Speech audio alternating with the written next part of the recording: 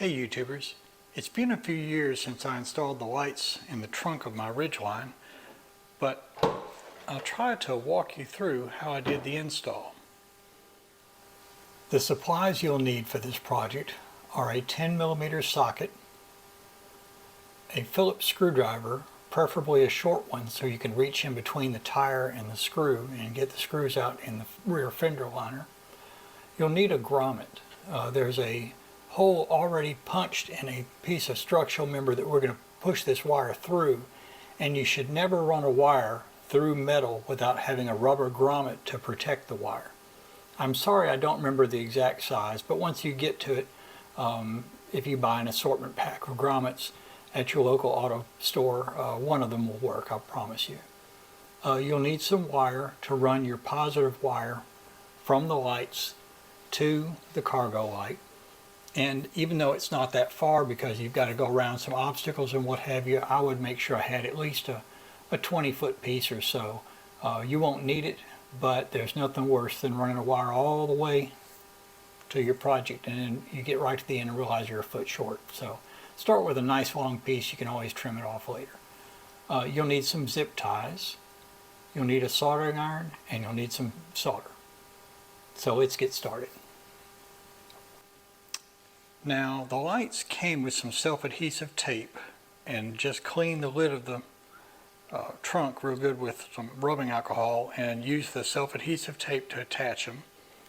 Now I brought the two negatives together and grounded them on this hinge right here. See, here's the negative ground for the two lights. The positive wire I ran over here and zip tied to this existing grommet. So here's the positive. Followed that down, looped it around just like the other wire does, around the hinge.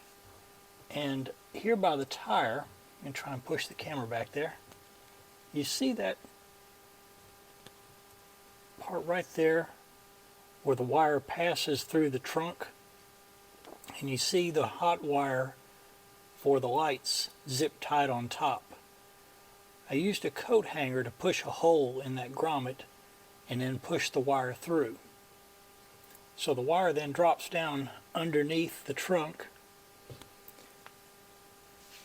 and I zip tied it along an existing wiring harness.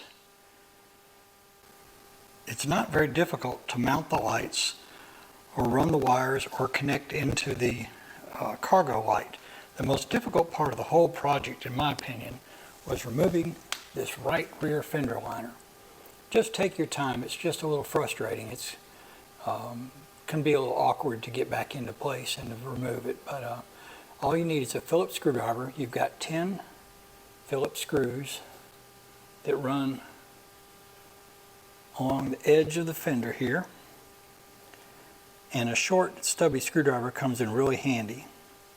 Then you've got 8 10mm bolts here. There are 7 that are pretty easy to see, and there's an 8th one back behind the tire right there. So once you get all those fasteners out, you just sort of fold the fender liner up a little bit and pull it out through the wheel well. And once you get that out, you've got a real good view of the structure that's behind this fender liner, and you can route your wire from the trunk through the hole. There's a hole in a piece of sheet metal right about here, and I really urge you to use a grommet where you run that wire through the hole and then push the wire up through where you've removed the original cargo light, and then you can do your splicing there. You can have the cargo light laying out on the bed of the truck and splice your wire into it and then reinstall the cargo light and you're done.